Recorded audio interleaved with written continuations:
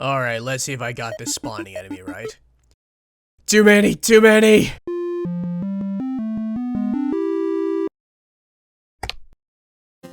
Hello everyone and welcome to this week's Game Devlog on the Blue Dots Expedition, a turn-based strategy flight game. What happens when you give yourself too many tasks in a relatively short 2-week time span?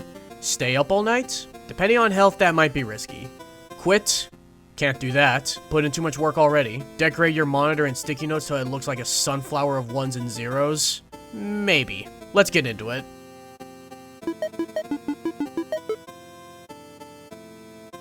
The thing about huge tasks is that it'll be long and tedious if it's too broad. Programming an enemy, there's so much that goes into it. That's why there's a lot of sticky notes on my computer, because breaking down bigger tasks into smaller tasks make the sense of accomplishment and the pacing of said accomplishment much more satisfying. So we're starting in the first part of the enemy making process. After all the necessary sketches are finished, I scan them in and start modeling, which can take from 30 minutes to 2 hours depending on complexity, including UV mapping and texturing. Though to be fair, it's hard to take long with flat colors on a toon shader kind of style. Then I import everything into Unity and start making the enemy prefab.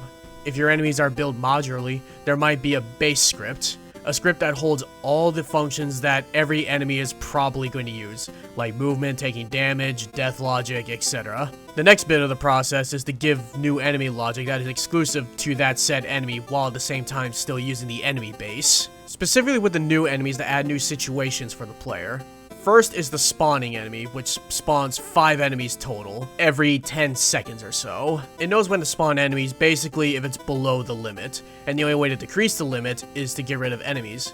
This is where delegates come in. Delegates are basically events or queues for functions that can be added and subtracted when you need it. But it can cause some weird troubleshooting when you stack the same function multiple times, because it can do that. So be very careful about that. I made a death delegate for the enemies. So when the spawner spawns a new enemy, it's going to add the subtract spawn count function into its delegate. That way when it dies, it's already going to call it, and the system will know when to spawn a new enemy or not. I also had to put in multiple colliders to get the ring structure feeling fair when the bullet hit the enemy, since Unity doesn't have a cylinder collider without using some advanced, costly programming, and mesh colliders can be taxing on the processor, which I don't want to risk that. And to make it more noticeable, I have the panels on the side animate. They basically rotate, and I had to recobble the barrel roll particle within the player ship to make a more wormhole-like ring particle at the very center. There's still some more visual polish to be done with the particles, and maybe a secondary animation to help sell it, but I was more concerned with getting the logic in at the time of this recording. The exploding enemy didn't have that problem at all. This time I used Blender for the animations, with its main action being simple scaling, along with a quick then steady rotation of the head for the secondary action to mimic the motion and feeling of a ticking time bomb. Its logic is similar to the aggro enemy, wherein it'll be coming at the player until it's close enough to explode. The player has to get rid of it before getting into blast range, but at the same time, the blast has friendly fire on, which means it could kill enemies and decorations, which can be very useful in certain situations. I still need to make a more distinct explosion though. Then there's the railgun enemy, basically the shooting enemy, but bigger and deadlier. It takes longer to charge, but you can't exactly take the bullet either. The line rendering laser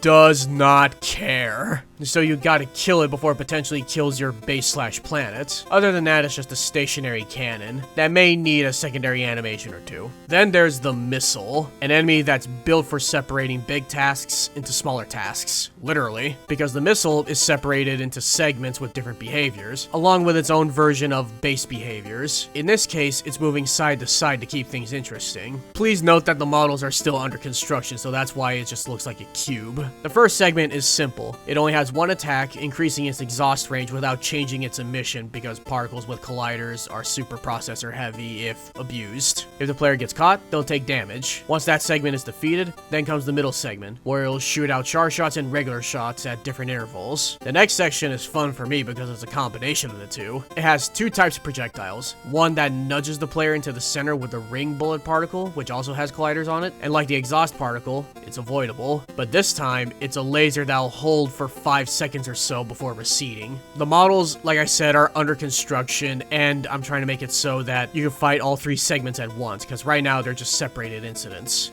Whew, that was a lot to go over, but that's only the half of it.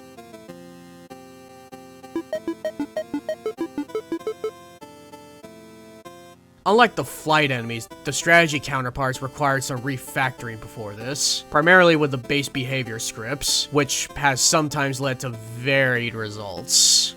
Why are you exploding too early? How can you all miss? Some were simple fixes. The spawn enemy problem was actually a matter of position data with its prefab. The one problem is that the enemies are dynamically changing their behaviors, so the spawned enemy is just a copy of the regular prefab. I'll probably just keep it as a wandering enemy because it'll only spawn wandering enemies. It works, but I'm not too pleased, but compromises, I guess. Exploding enemy needed some extra functions in the base script to compensate for its behavior, because unlike the other ones, this one is built to kill itself. But to make it fair, I have it ordered to stop when the player gets inside its overlap sphere collider. Animation forthcoming. Still need to make a different explosion for it though. Out of all of them, the strategy version of the railgun enemy is the hardest. You wouldn't think that wouldn't be the case, but if you think that, you probably know a thing or two about rotations and quaternion angle math, because I don't most of the time. To get the logic to tell the flight version of the railgun enemy to charge the laser or not needs to check if the planet is in its range. Initially, I was trying to do it via raycast and just turn it on when needed. That way I could keep the performance up, especially since the enemy is stationary and only rotates, so it just needs to reach the end of the map.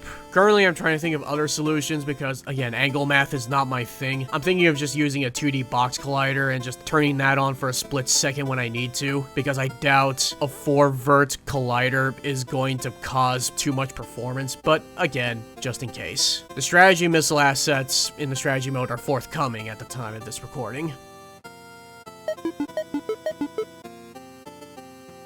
Hope all that made sense. I already got some polish tasks for the other sticky notes, including increasing the speeds, and of course, icons, models, UV mapping, finishing the sketches for one more enemy, etc. Again, breaking everything down really helps. Hopefully I can speed up my process, ever so slightly.